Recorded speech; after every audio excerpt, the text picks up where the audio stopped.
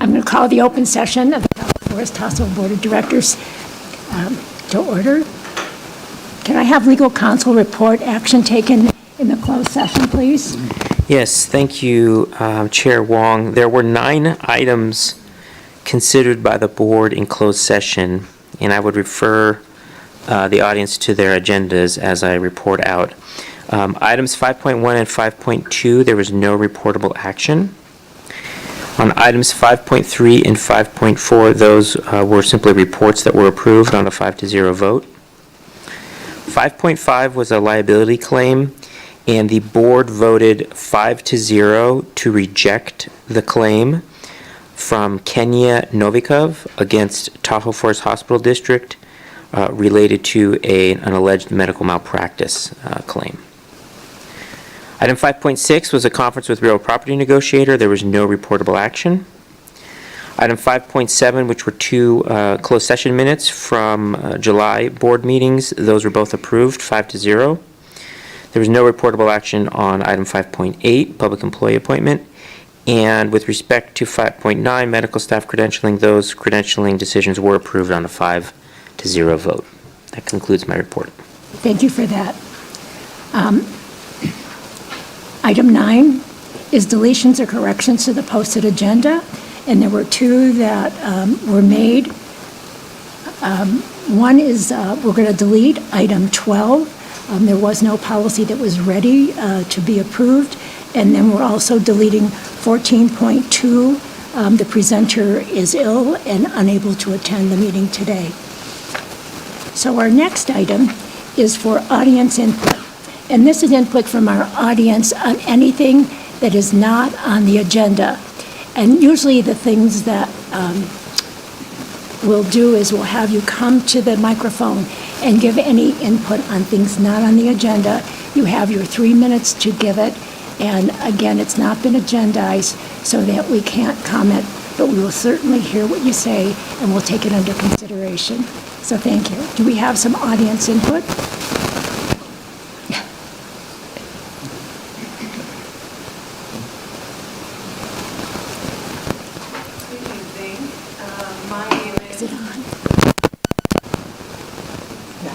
Cool.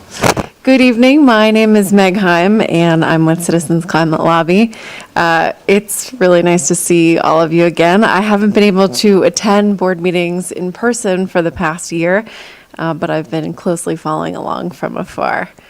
I was particularly excited to hear about the work that was done by Mazzetti on the greenhouse gas inventory a few months ago, as well as the enthusiasm about climate action following the Green Med conference that a couple members of the hospital leadership attended. It sounded like there were some specific and promising action items that came out of both of those events, and action is what is needed. I know there's been a lot of change at the hospital recently, and that leadership is working on many different things at the moment. But we're anxious to hear how climate action is factoring into the hospital's operations and strategic plans, especially following the Mazzetti engagement and the report.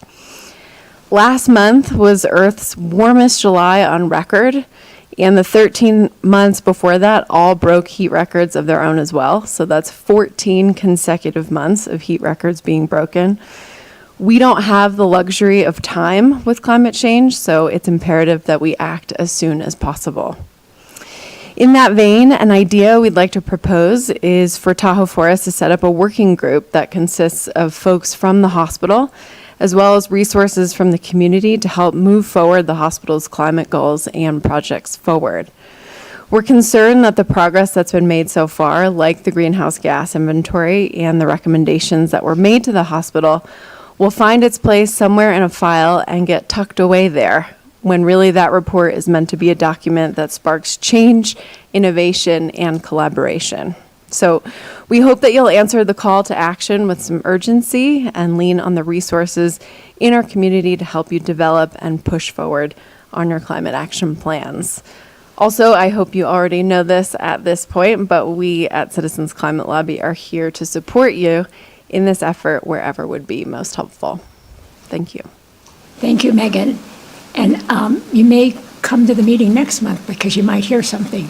Great, I can't wait.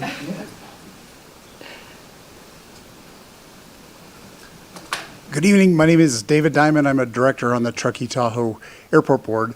Before I get into my thing, I just want to say it's been a while since I've been in this building, and I feel safe here because every time I've come here, it's turned out well because you run a fantastic district. So thank you for that.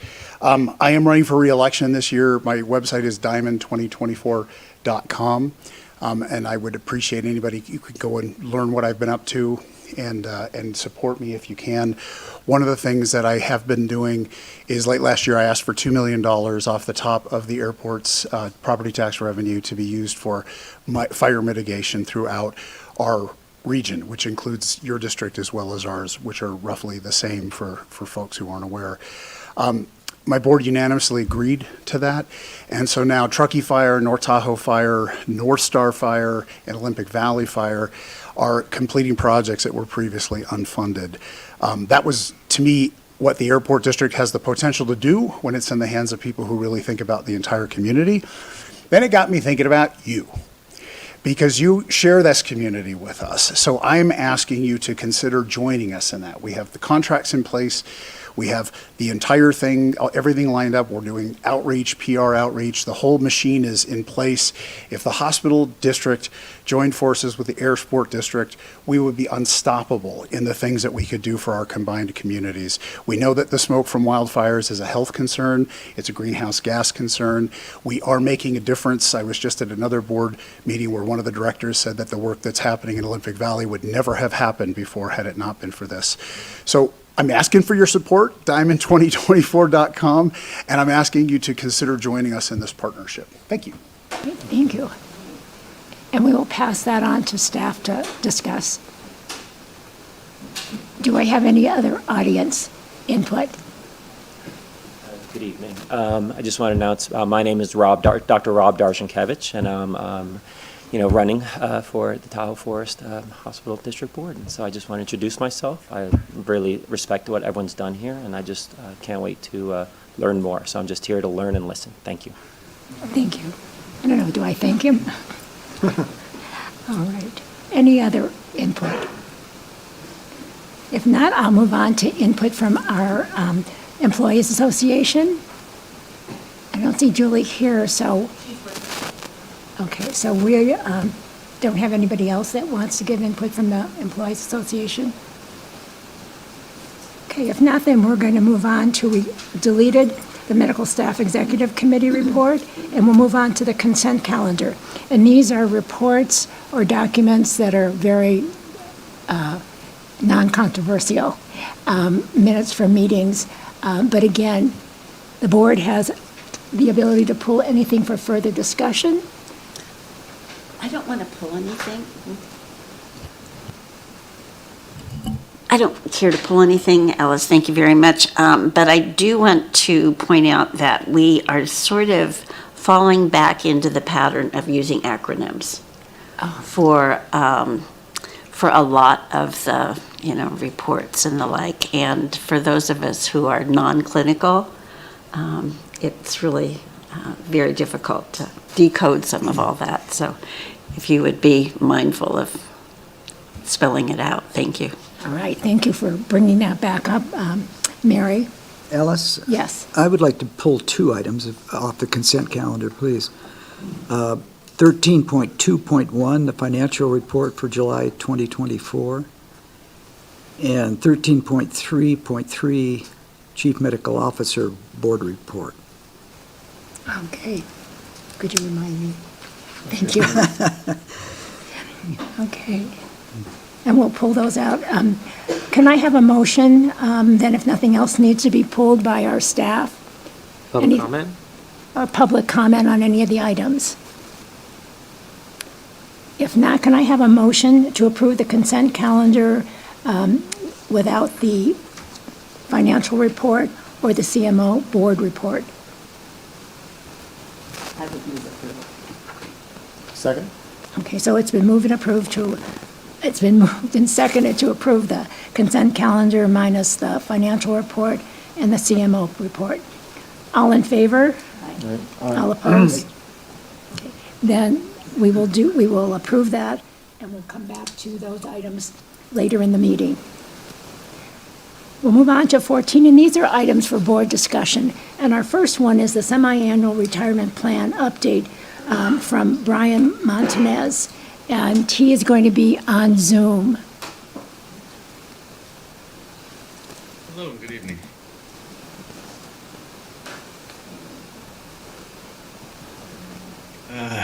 As mentioned, I'm here to give the semi-annual report on the Retirement Plan Committee's activities over the prior 2 quarters. First, a breakdown of the plans. We have the employer contribution plan on the left, the employee contribution plan on the right. The employer plan went from 78.1 million to 85.6, so up 7.5 million over the 6-month period. The 457B plan went from 94.9 to 106.7 million, up 11.8 million. Combine the two, and the retirement plan benefits of the hospital district are 193,413,000. From an investment perspective, both plans have the same investment lineup, and the JP Morgan Equity Income Fund was put on watch list by Multnomah Group. There is a very thoughtful portfolio manager transition happening, so we are comfortable with the transition, but when anybody takes over charge of a new investment platform, they have the right to change the investment thesis or holdings, and we just want to monitor the new portfolio managers to make sure they're not going to make any changes that we think would be detrimental to the participants. Invesco Development Markets, we've had this one on watch list for a little bit, and we're going to make the recommendation to remove this due to performance challenges at the next committee meeting, which is next week. All the remaining investments are scored satisfactory by my investment committee. For the period December 31, 23 through June 24, those 2 quarters, participation rate decreased from 85.9 to 84.6. The average deferral rate decreased from 10.1 to 10. First, let me stop and say these are incredible high numbers. These are excellent numbers. The fact that they've gone down a little bit is not any negative reflection on your staff or your HR offices. As you'll see in my notes here, we have automatic enrollment set at 6%. So the majority of new hires are going to come in deferring 6%, not 10. And at the beginning of last year, we did a re-enrollment. So anybody that was not contributing the 6% was re-enrolled at 6%. There is a population of people who do not want to participate. So we put them back in Q1 of 23, and then over the next couple of months and quarters, they say, I don't want to do this, and they have the right to stop deferring. That is the primary reason we're seeing the rates drop, is people have pulled out that did not want to be in it. But again, 86% deferral rates, 85%, those are incredible for any industry. And a deferral rates of 10.1, 10% is also awesome for any industry. Add to that the employer contribution, and we're at 14%. Most financial professionals say the average person needs to save 15%. On average, your staff is saving 14%. So the retirement plan contributions and savings rates happening at Tahoe are excellent. Q1 of 2024, the committee acts on behalf of the board, and we met to review the investments performance as of December 31, 23. As I mentioned, JP Morgan was placed on watch list due to the portfolio manager change. It is a very long and thoughtful transition period. We're very comfortable with the transition period. We just want to see what the new portfolio managers are going to do with the portfolio. Invesco was placed on the watch list. At the next meeting next week, we're going to recommend to remove that to the committee. All the remaining funds looked good. We looked at the assets as we do every quarter. This quarter, we noticed that some contributions were made to a legacy fund incorrectly by Fidelity. Not by Tahoe, not by anybody in HR and finance. Fidelity made the mistake. The error has since been corrected, and the asset reporting is correct. The committee received Fidelity's plan review, and we discussed and planned a mix of virtual and one-on-one in-person appointments throughout the coming year for participants. We're promoting one-on-one consultations with the Fidelity Advisory Team, and that team does act as a fiduciary when they provide advice to participants. We distributed numerous educational flyers on various different topics, mostly targeted at different demographics for education, for participation rates, deferral rates, market volatility, etc. And at this next committee meeting, at the prior committee meeting, we asked us to review at the next committee meeting Fidelity's Guaranteed Income Direct Service. This is a service that is a brokerage window for annuities. So Fidelity is not an insurance company. They cannot offer an annuity, but they can offer a brokerage window so that participants can shop for annuities as a distribution. The working group, which meets tomorrow, is going to review this, and then the committee will review and vote on it at the next committee meeting. For our education for the quarter, we discussed plan documents and how they need to be maintained and how they need to be adhered to, especially because the law that was passed, Secure Act, in late December of 23, that allows for retirement plans to adopt provisions, new provisions without documentation. So I wanted to do some education on how that can happen to the committee so that they understand their rights and their obligations when it comes to plan documents. Unfortunately, the Q2 meeting did not happen. As you well know, the CEO is no longer with the firm, or at least at the time of that meeting, was no longer with the firm. So we're going to consolidate the Q2 and the Q3 meetings, and that is going to be a action-packed meeting next week. Are there any questions? Anything from our board? Anything from our staff? Any comments from our audience? Okay. Be that way. So, Brian, thank you for the report. Thank you for keeping us abreast of what's happening with our retirement plan. And we'll see you, I guess, at the board, we'll see you in 6 months, but you'll be meeting with our committee? Next week, yes. Okay. All right. Thank you. Thank you. Our next item for discussion is 14.3, and this is the Emergency Management Program. And we've got Myra Tanner.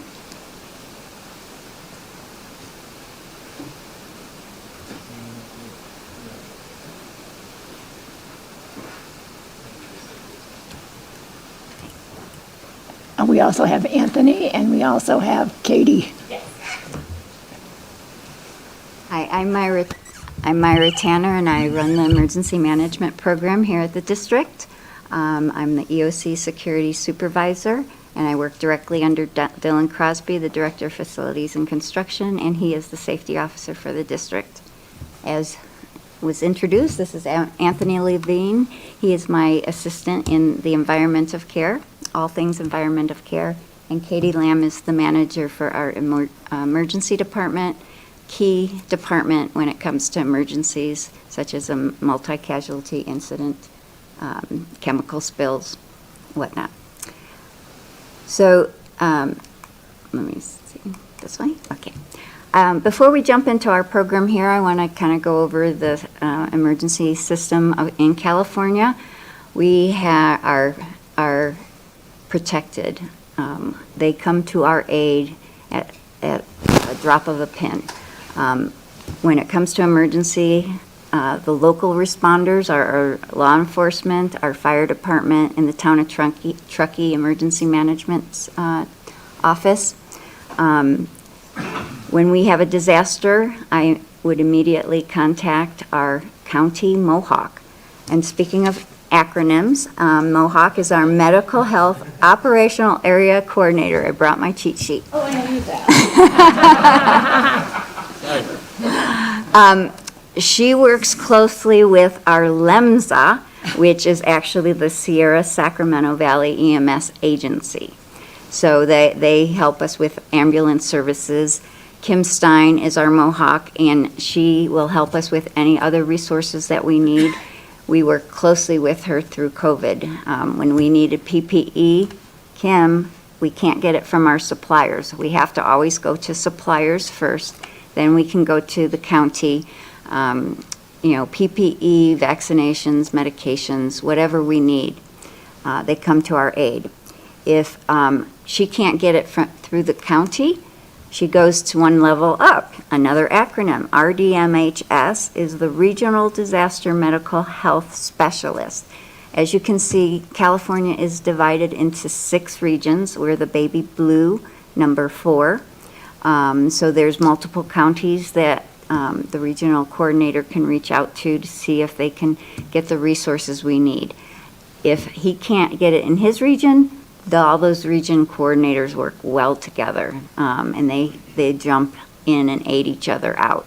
They're very busy with all the forest fires that have occurred and evacuations. And if they can't get the resources we need, it goes up to the state and ultimately the federal level. Environment of care. Emergency management is just a subset of the environment of care program. Anything in these 4 areas are what Anthony and I work towards making sure we meet all of our requirements that come down from CMS, but it's also all about safety. Environment of care has a nickname, the Safety Committee. So we meet every other month and go over any concerns in all of these areas and address them. Any policy approvals get approved with the Environment of Care Committee. The emergency management team is, these individuals are a member of it, as well as some admin council individuals, and multidisciplinary. We have different departments attending it as well. And, we represent not only Tahoe Forest, but Incline, the whole district. So the purpose of the emergency management is to be prepared. That's the magic word. If there's any form of disaster, we need to be able to respond and respond efficiently. There are requirements for main areas of concern that we always address. We have to start off with a risk assessment. If we don't know our risks, we can't plan and we can't develop policies and procedures to address and respond to those risks. A big aspect of any disaster is to be able to properly communicate not only internally with staff, but with our EMS partners. So it's kind of a separate little bubble up there. However, we embed it in our emergency operation plan, which I call our Bible. That's our first policy we go to when we need to address a situation. And of course, once we have our policies and procedures in place, we need to train and we need to test and find any gaps. There's always room for improvement. The world is always changing. And so, we always want to train and test our policies and procedures. So our risk assessments have to look, we must look at it as an all hazards approach. We look at all the hazards. And this is the tool we use. And this was developed by Kaiser Permanente, and I think every hospital in the nation is using it now. So we analyze our alerts, our activations, and the probability of these risks occurring here at Tahoe Forest and Klein. And then we look at the human impact, property, and business impacts. Then we need to know, are we prepared? Will we have a good internal response? And will we have a good external response from our EMS partners? So it calculates the risks based on our inputs, and we get a percentage. And as you can see, our highest risk is external fires. And we know that as a fact from our recent past fire. Next 3 in line came out equally: severe storms, supply chain shortages or failures, and cyber threats. Cyber threats have been increasing, but rest assured, we have a fabulous IT department, Jake. Thank you. They are always on top of it. They are very impressive. Supply chains can occur from the first 2 risks because, just recently we had fires that shut down I-80. there's our supply chain problem. So we analyze this on an annual basis. Then we have to make sure our policies and procedures address those risks. We have to make sure our communication supplies and procedures are in place, which is embedded in our emergency operation plan. And then the EOP also addresses other policies we have, such as evacuation shelter in place. It's a side policy because there's a lot of aspects to it, so it's pulled out, but it's referred to from our EOP. So we cover all of these disasters, and we review these policies annually for sure, but if a gap is discovered mid-year, we will update the policy and make sure it's accurate. Then we have to train and test, and I am going to let Anthony and Katie tell you about our training. So one piece of training that we had recently that will be of the most interest. So here we can see back in 2023, 2024, here are essentially the trainings that we've had.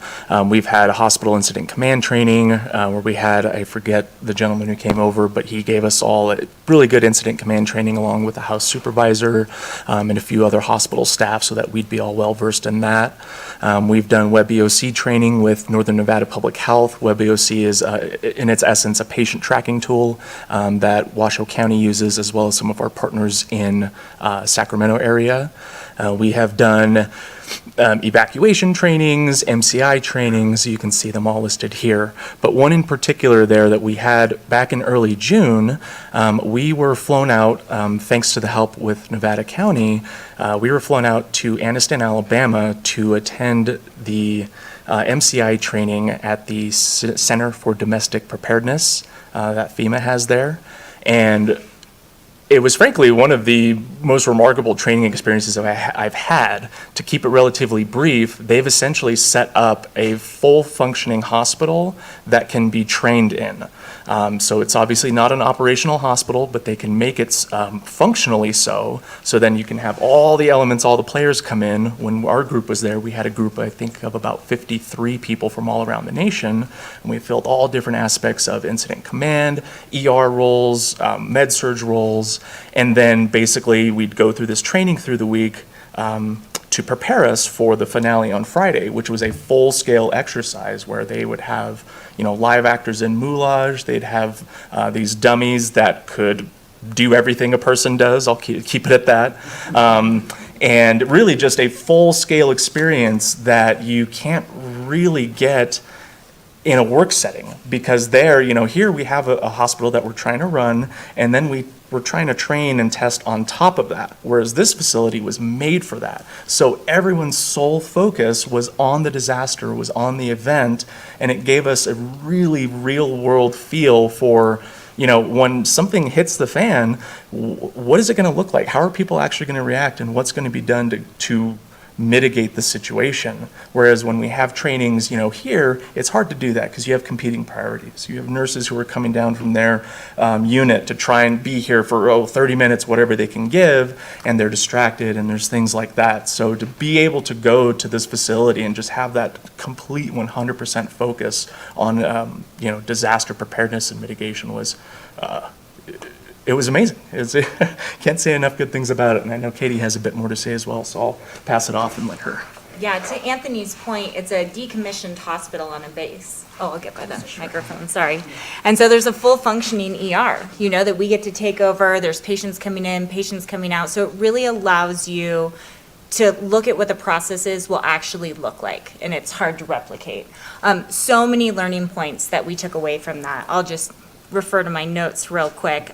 We actually had 3 members from the ER that went, myself, our trauma program manager, and our trauma PI nurse, because trauma obviously is very involved in MCIs.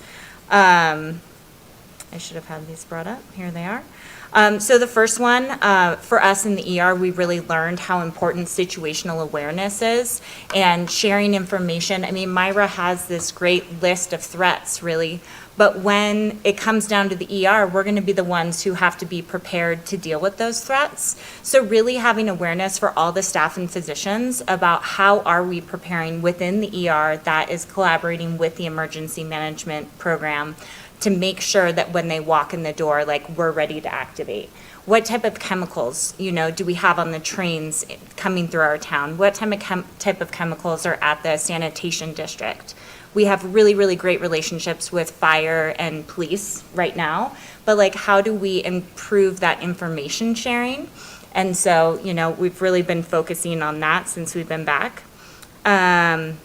And then again, like the preparedness, coming back from that, they were doing a decon training at the same time, so we were able to collaborate with the decontamination people. And Truckee Fire no longer has a hazmat team. So if it comes down to a decon event in our town, they're gonna do a gross decontamination on site, but it's gonna be our job to decontaminate those patients before they come into the hospital. So really recognizing the importance of that. So Myra is setting up decon training for a variety of our staff in October. So we're really excited for that preparedness. It also allows us to do some more training. And then finally, as Myra talked about, the communication piece. Like, how are we gonna communicate real time when these events, the information is coming so quickly and it's changing so quickly, and it's really hard when you have people in IC and you have the ER and you have med surge, and I think we saw this during our fire event, like, how do we get that information out as quickly as possible? And so really looking forward to working with the emergency preparedness team to kind of, bolster that. Thank you. Yeah. So we do, in the fall, have more decon and ChemPack training.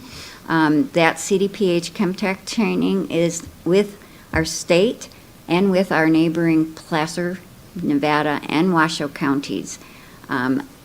Kim Stein, our Mohawk, is coordinating all of these workshops. I have another workshop. This is a picture from her FEMA adventure.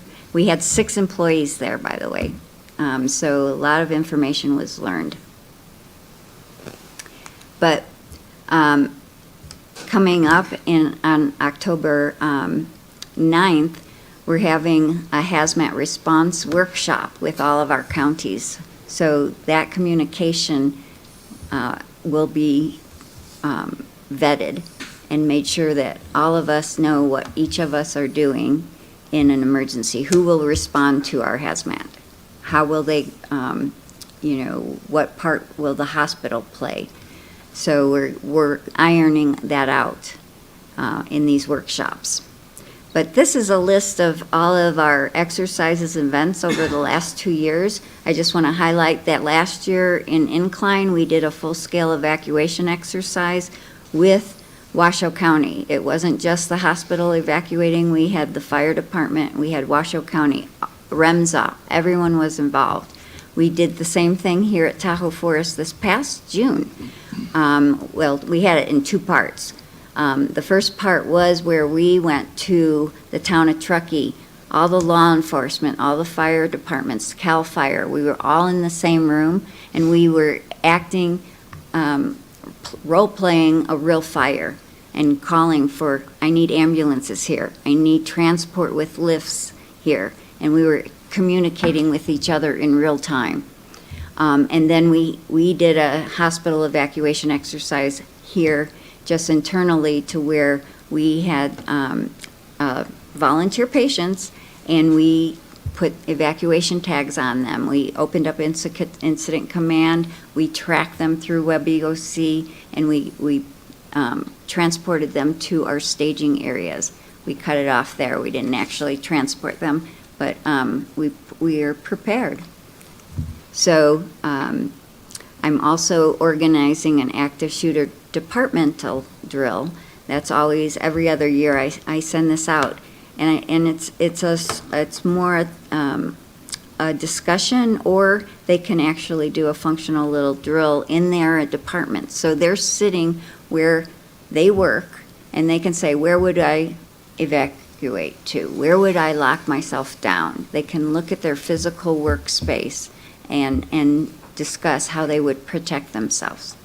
So a lot of exciting things are happening in our little world of emergency management. So at this point, I turned it off instead of forward. Oh, this is a picture of our evacuation exercise where Louis was actually our incident commander. We have our PIO, Meg and Ted, and then Trent was our operations, and we have a planning chief there, Karen Best. So any questions? Yeah, I have a quick question. Did you get called in for the fire here last Sunday? Yes. We were Can you tell us here. a little bit about that? You missed it. Go ahead. Our incident commander is right here. Yeah, of course, we were made aware very quickly that there was a fire across the street. Close proximity to the hospital, of course, actually burned into our property. Right away, we heard from the house supervisor, which was the appropriate person to hear from. And very quickly, the administrative council all kind of joined a group text that we have going. All of them actually made a comment that they would be willing to come in, but we wanted to come down here and just check what was going on for those of us that were here a little locally. When I arrived, you could tell that the firefighters were kind of getting a handle on things. So I was hearing from staff that it looked way worse 10 minutes ago. And so that was comforting. But very quickly, Jan showed up. We rounded to all units. I was so impressed that all units already had their binders out and we're looking at evacuation procedures if that was to come to that. We very quickly got the ECC, our Extended Care Center, prepped. I'm so impressed with that staff. They were able to actually put together all of the charts, even the specific briefs that these residents wear, and we're ready to go. And again, very thankful that it didn't come to that as well. But rounded through the ER, this is when Myra showed up, and then we started communicating out to staff that things were looking better. So ultimately, a really good, not exercise, it was a real world event, but just really good response from all staff. We shut down incident command, and within about 30 minutes of that, we had the Verdi fire. And of course, that wasn't here locally, but it did knock out power. And there was a lot of staff concerns about that Verdi fire as well. So just, really summing this up, wonderful response from all staff. Things surely that we can do and learn from moving into the future, but really shows that this training is so important. And just so you know, Truckee Fire always says, you are not evacuating your hospital. We will protect you, so shelter in place.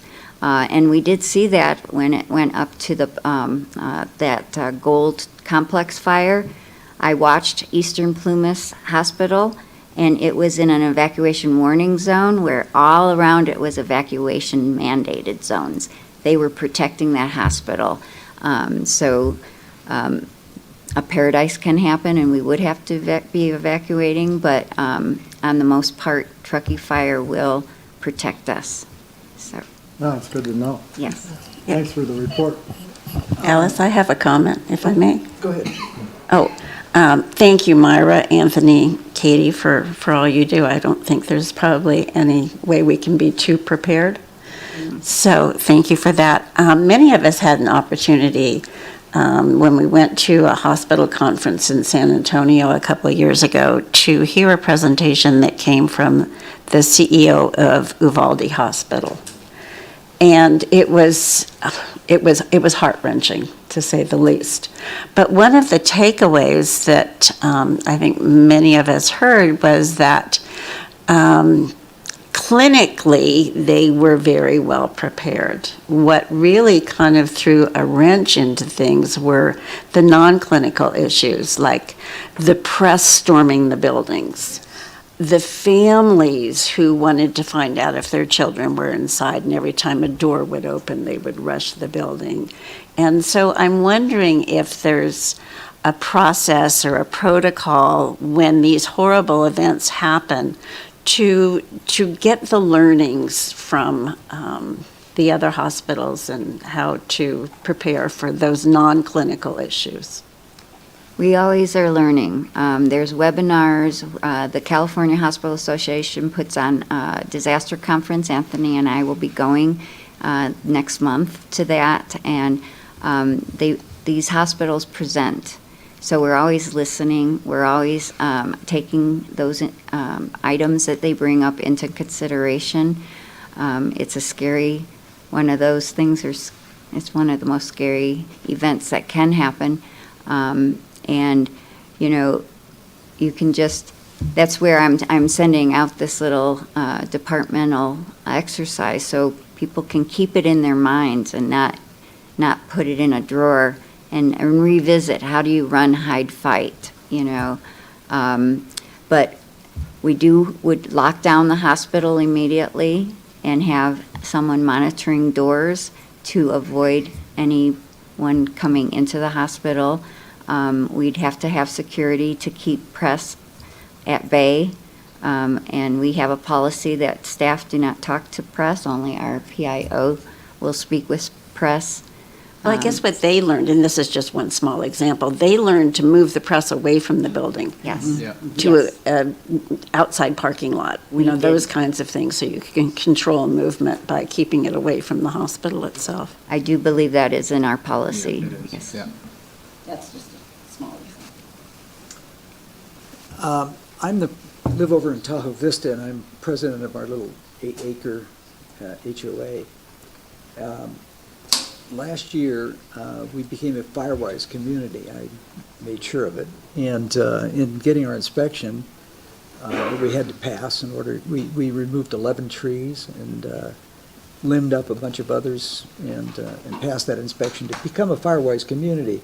The hope is that for those who lose their homeowner's insurance, which is a huge issue these days, is that being a Firewise community may help them retain it otherwise. This hospital is surrounded with vegetation, and I just wonder if from time to time, it never stays the same. It grows and grows, and if it was good 10 years ago or 5 years ago, it may not be today. Do you do periodic inspections of? Yes, Truckee Fire, maybe 4 weeks ago, was surveying our property, and we're addressing the deficiencies that they are noting. So, and we've done that annually, I believe it is. Yeah. Mhm. Just had Yeah. just a quick question. Well, one, an incredible amount of planning that does prepare you for the event, but I would imagine for many people, it would be the first time they might actually go through an event or to happen in reality. Building on, Uvalde, the lasting effects of that can be life-changing.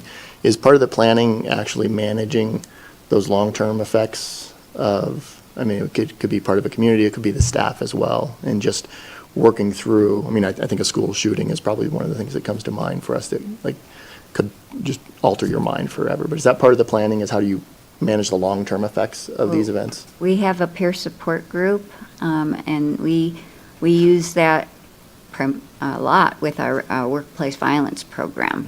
If there's an incident, we always ask the staff member if you want to speak with someone in our peer support group. They're specially trained to talk to employees emotionally and help them through any situation.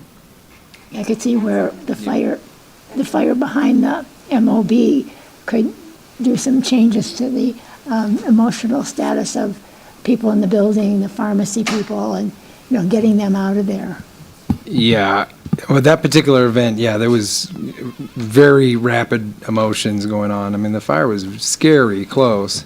And of course, even though very cool to watch when you have these 747s flying over and dropping fire retardant, also very scary. So, we tried to keep it lighthearted. The ECC residents actually were doing activities during that time period, and they were kind of keeping it lighthearted there. But one of the things we did is we actually evacuated the MOB as one of the first items we did. So we closed retail pharmacy and urgent care for the day, just get them out of the way. But, you know, peer support ultimately, clearly in a large-scale event such as an active shooter, you know, we would probably also retain services from outside agencies. But the peer support group here, you know, they were actually pretty active multiple times a year. Unfortunately, we have, you know, experienced employee deaths, fetal demise. I mean, there's a lot of reasons. It's the day-to-day stresses of the job. The daily stresses of the job. But, yeah, so they're an active group and well-trained. I have one other area of inquiry. As we know, climate change is really affecting us here in the mountains, and with that come these really major storms. You know, my house got 50 feet of snow 2 years ago, and I haven't forgotten that. Still have pains from shoveling. But, I'm just wondering how the hospital prepares for those kinds of events. You know, do we have space to keep doctors on site if they can't leave, and how would that work? I know you know a lot about this too, Yeah, Myra, but so I'm happy to. He's the leader on the Well- notification. Yeah, so the very first, I'll answer the question. We absolutely have space to keep staff on site if need be. And it has been activated quite a few times. So last year, not as much, but the year prior, I think we instituted what we call a level 1 alert for a weather-related event. I think 11 times, and it always seemed to come over the weekends. But essentially what happens is a notification goes out to all staff, and then there's an opportunity for staff to reach out to the house supervisor, Myra's office, and essentially we'll figure out housing for staff that need it. And a lot of people just kind of hunker down, and we do the good work of healthcare and take care of the community, whether there's 5 inches of snow or 50 feet of snow. I mean, that's the job. Thank you. Yep. Any comments from our staff? Anything from our audience? Okay. Well, thank you so much. It was really informative, and I'm really excited to know that you got to go away to FEMA's headquarters and learn all these things and bring it back to us to keep us safe. So thank you again for the work you do. Yeah, great to know you got our back. Thanks for your time today. Thank you. Thanks. We'll move on to an action item for the board, and that's the fiscal year 2025's president and CEO officer incentive compensation metrics. And Mary Brown's going to bring that back to us from last month with some revisions. Right. Thank you, Alice. Yes. We are here tonight to revisit the measurements for the president and CEO at-risk compensation. Just so everybody knows, the incentive compensation falls into 5 different areas: finance, service and access, quality, community, and people. It has been our intention to, where possible, have our 1-year goals be consistent with the 5-year aspirations of our Vizient plan moving forward. We went over most of these measurements last month, but there were 2 that were sent back for further refinement. So since this is going to be an action item and it's for your approval, I'm going to just touch on the ones that didn't need refinement, but the first one did, and that's finance.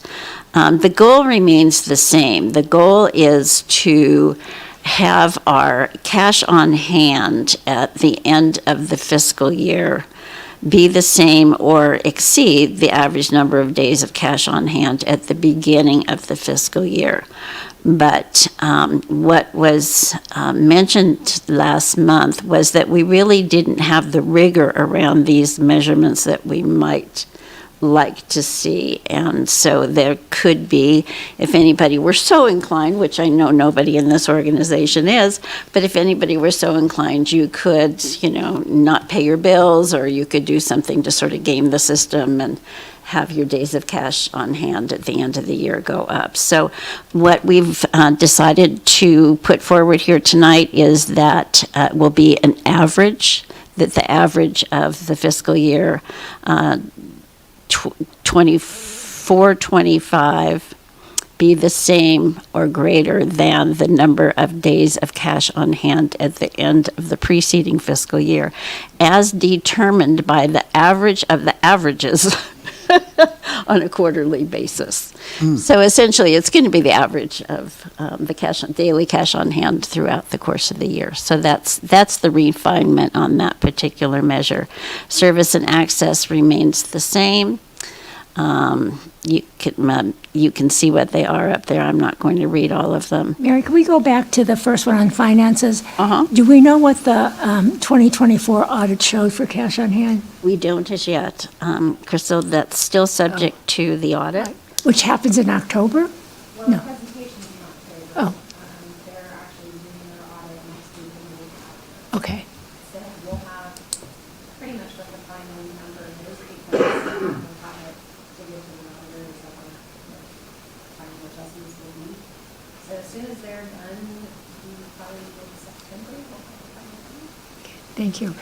If I ask for audience input, could you come up to the microphone? Because we've had comments of people who are watching it live streaming, and they don't. Sure, that would be great. Take two. Okay. In case you didn't, can you hear me? Yes. Is that on? Okay. In case you didn't hear me back there, we're preparing for audit right now. The auditors plan to conduct the audit next week and the week after. Typically, it's the last week of August, first week of September. By the time we finish final adjustments, because we don't always have all the information. There's a few things we hand to them after they do their 2 weeks of hardcore auditing, which should put us in the position of having final days cash on hand for 2024 by mid-September. The audit report will be presented to the Board of Directors at the October board meeting. Thank you. Okay. Okay, Mary. All righty. So quality is the next measure. That remains the same, as does community. The fifth and final category is people. This year, we are going to be measuring the medical staff and their satisfaction here at the center. And we have 3 different surveys that are currently at our disposal to measure the medical staff satisfaction. One is Press-Ganey Alignment Survey. The other is the Press-Ganey Engagement portion of the survey. And the third is the Mayo Clinic Well-Being Survey. So I talked to Brian and to Joy Koch and Dr. Koch, and we decided that the best measure to use is going to be the Press-Ganey Alignment Score. The reason that we chose that one is because the other 2 tend to ask questions around personal well-being and how you feel about the practice of medicine and burnout and those kinds of things. The Press-Ganey Alignment Survey portion has to do more with your relationship with the administration. And you can see up there exactly what those questions are. And so those questions seem to relate better to the intent of the CEO incentive compensation. So those are the measures that we have chosen for the coming year. Thanks, Mary. Are there any questions?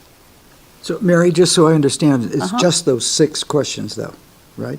That's the full survey? That's the portion, that's the physician or the medical staff alignment portion of the Press-Ganey survey. Yeah. They'll take the whole survey, but we're only They'll going to take the whole- look. yeah, They'll take the we're whole just survey, taking but just those- these? Yes. Yeah, gotcha. Okay. They actually report out on that as a separate metric, though, if I remember correctly. Like at It's the a top of separate the metric, at the and top what- of the report, they break it out.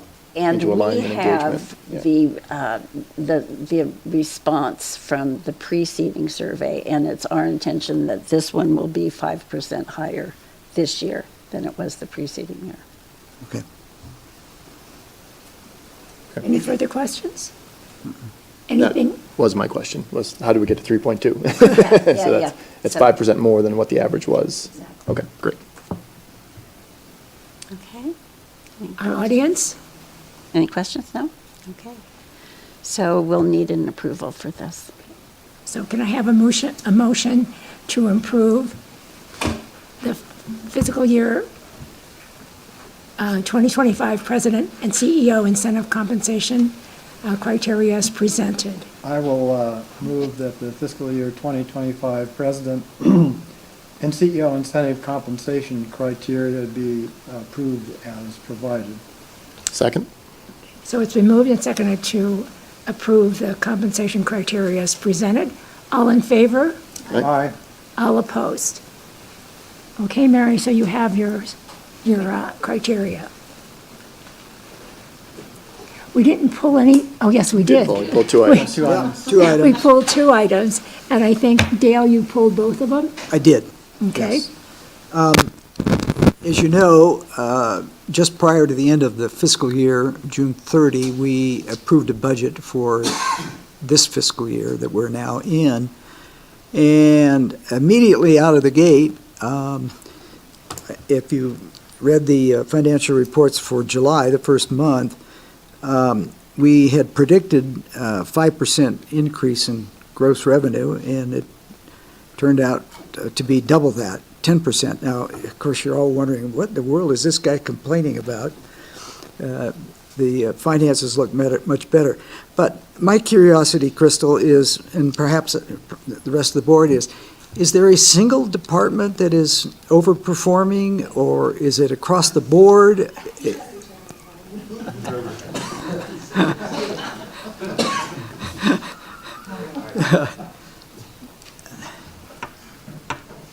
So before I answer your question, I want to back up a little bit, just as a reminder. So when we do the budget, we look at a 5-year actual historical perspective of all volumes by department. We also try to project where we think we're going to end the 2024 year. We also look at what we budgeted in the 2024 year, and then make our projections for the 2025 year. Those areas where we know we're going to see change, maybe an added provider, maybe that provider is a surgeon, whatever the links are, we work with those departments to try to project what escalation we may see in volumes in certain areas, whether it's lab, imaging, OR cases, whatever it may be. Then we put those, what we think are going to be the 2025 volumes into our budgeting software, which then takes an 18-month historical view of how volumes hit during the year, in what month. So it tries to take that, say, 500 OR cases and helps us project how many might fall in the month of July or August or September. So again, we use some historical knowledge, allowing our system to assist us in those spreads. We review those spreads to make sure there wasn't some wacky month where for some reason the system thought it was 0 and we know better and we'll adjust accordingly. So that's how we establish our volumes. And then the volumes go directly into a rate per whatever, a rate per visit, a rate per surgical case to generate our gross revenue. So that's the basis of the budget. And we try to build into that budget anticipated increases where we know they happen. What we can't predict is the spread for July held true as we thought it would. So we certainly have a number of departments that saw more volumes than we expected, which is in the notes to the financial statements of those departments that saw volumes that were 5% or greater. But we also had departments that didn't hit their budget, were 5% or less. Yes, it happened to be a fantastic month. But there were some areas where we saw increased in volumes, and those volumes aren't always predictable. For example, OB. I don't know when people are going to have their babies. So we do try our best to get the volumes. In 9 months, by the way. Yeah, I know. Everybody tell me 9 months back and I'll get you on the schedule. So. Just so you But, know. so yes, if you read the notes to the financial statements, you'll see those areas, which there was quite a few. We had surgery cases, lab tests, oncology lab tests, our blood units, mammography, nuke med, MRI, ultrasound, PET CT. These are just all areas that had volumes greater than 5% than what we budgeted. And that's the reason for the significant increase in revenue. The rate increase, the 5% I think you were referencing, did not go into effect until August 1st. That's It what I does not wanted. affect these July numbers. Okay. So that's not factored in at this point? Yeah, okay. Okay. Any other questions on this? Great. Actually, Crystal, I do. I'm sorry. That's okay. Wrench your ankle there. I've noticed that the inpatient volume has been increasing over the last several months. Which is the exact opposite of the trend of the we've trend it seen had been- over the yeah. last 3 years. So why all of a sudden is it trending up? Do you have any projections there, Jan? Come on up. That may be a good question for our CNO. Yes, we have seen some increase over the last few months, but then if we look at August, I don't know what happened a week or two ago, we're seeing a decrease now. So it is very fluctuating. We did have a good summer, a very good summer for our inpatient units, but I think now we're seeing our fall come into effect. Our ICU was closed the other day, that happens. So our numbers are definitely, on our tourism during the summer too. I was just going to say, just by looking at the amount of people in our town this summer, when it's been so hot, because it's even hotter in the valley coming up here, that might be one of the reasons. And now they're all leaving because kids are back in school. So that might be why we're not seeing as many now. Yeah, and we saw it drop off, 2 weeks ago when Reno went to school, which usually we don't start to see the drop off till, more schools have gone back. But we really saw a decrease in the ER inpatient once Reno went back to school. So the fluctuation Jan's talking about, we know is going to happen. To the degree it happens is what we're not sure about. The goal when we do our projections is that by the end of the fiscal year, we have rode the waves to still come out relatively close in our overall projection of what these volumes are going to look like. And hopefully they come in higher and not lower, because then we'll be okay from a financial position if that's the case. Okay. Thank you. Anything else before I try to break an ankle again? Okay. Hey, you could be our volume. Okay,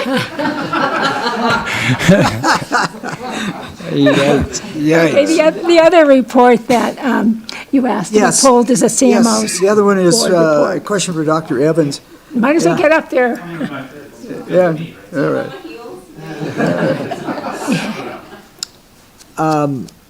Dr. Evans, in your report, you said that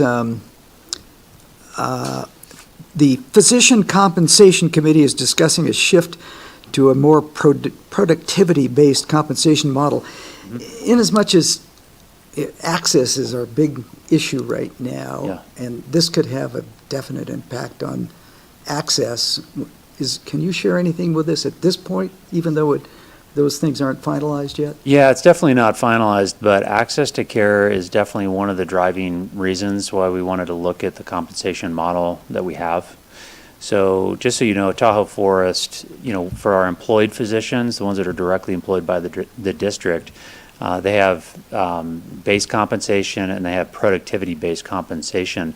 But it's shifted more towards base compensation than other places. There's other health systems which have a lower base kind of a compensation component and a higher productivity component.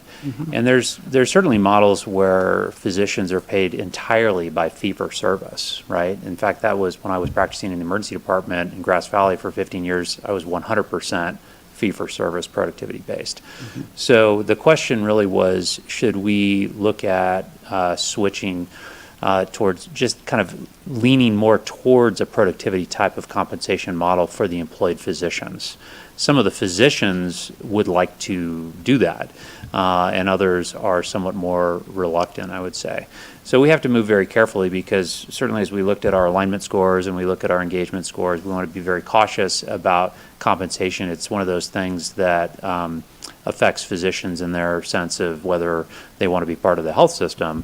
And it's a difficult thing to make it kind of perfect for everybody. But if we were to have a higher productivity-based component of the compensation, I think it potentially could increase access to some degree. It's not a panacea, but it would certainly be alignment of physicians and the way that they're compensated and the goals of the organization and the community. Hopefully that made sense. Yeah, it helps. Is it obvious that those physicians who have high productivity would prefer the incentive comp, and those who don't? That is the trend, yes. That's The short an answer easy is yes. guess to me. Yeah. Yeah. Yeah, I mean, that, certainly for those who are efficient and highly productive and have the resources for that, et cetera, they would favor more of a productivity-based type model if all things were equal. But in some specialties, it's very difficult to actually achieve high productivity depending upon the environment that the practice is set in. So we have to be just very cautious to make sure that we do not adversely affect our own ability to recruit and retain. We don't want to jeopardize that, because we've been very successful at recruiting and retaining physicians over the last several years, and so we don't want to jeopardize that. Okay. So more to come on this, I guess. More to come on that one. Yeah, just one other question on that. Yeah. The world is different in different departments, and like you say, productivity is hard to have a uniform measure across different departments and different specialties. Is there any way to adjust for that? You have to, well, the we look very closely at the particular specialty when we're setting the compensation package, and we use some external sources to make sure that it's fair. But it is very difficult because, I'll just give you an example. So for OBGYN, we're not a very busy OB center. Obviously, the variation has been noted previously. If you were an OB hospitalist and you were doing deliveries all day long in a center that just had lots and lots of deliveries, and some hospitals have 10x the number of deliveries we have, right? Then it's easy to be productive in that environment. Much more difficult when you've got one laboring mother but you still have to attend that birth, and you have to be available if something's going wrong. And it's hard to be in two places at once. So we have to take all of that into account when we structure compensation. And it really is something we have to continuously adjust. It's never done, actually. Thank you. Yep. Just a quick question, just because I think it's important to mention the composition of this committee in terms of physician and APP involvement.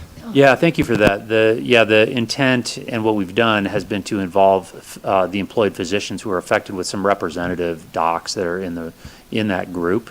They don't all agree on every single thing, but that's okay. And I started out the conversation with this group of physicians saying, our intent is to work with you guys to build something together as opposed to just tell you what it's going to be. And if the answer at the end of a lot of analysis and discussion is there's not going to be a change, that's okay.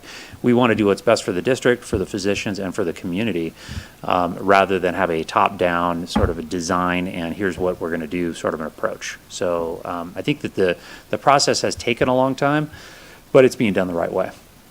So Dr. Ivins, for the advanced practice providers, how, are they part of the structure you're talking about? No. Oh, they're, okay. They're separate process entirely, and they have different contracts and union representation, and so it's a different structure. Okay. Thank you. Thank you for the questions. Okay. Any comments from our audience? Okay. So then what we need to do is to approve the consent calendar that has the finance report and the CMO board report. Approval? Pardon me? I move approval. Oh, you move? Can I have a second? I'll second. Okay, so it's been moved and approved to, there's been a motion to move, there has been a motion to approve the financial report and the CMO board report. Can I have approval? All those in favor? Aye. All those opposed? So that part of the consent calendar has been approved. Moving on, do we have any board committee reports? I think there was just 2 that met, or one? I have 3, Oh, you have 3 board? Okay, so I'll keep them brief. good idea. Board Quality Committee met. I just want to, put out a public thank you. I won't name names, but it had been a while, but we had a patient presentation, which was absolutely fantastic. It actually involved an employee and her spouse.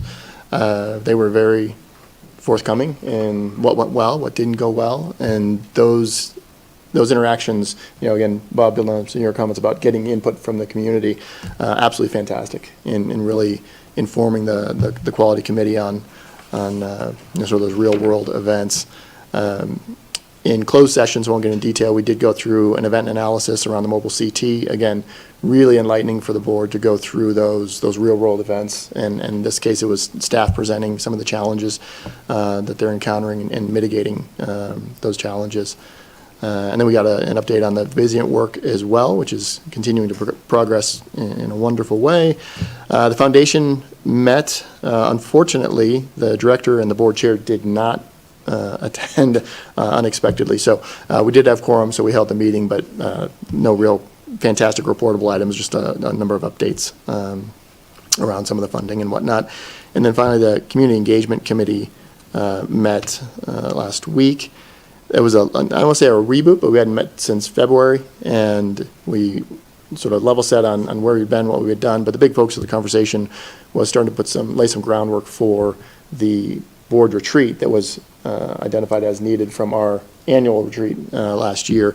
So started to lay down some of the groundwork on that. I'll be reaching out to each of you for your thoughts and input, I guess primarily through Martina, to get input on what you would expect or want to get out of the board retreat to really define the 5th peak, the community peak, and the Community Engagement Committee's role in that.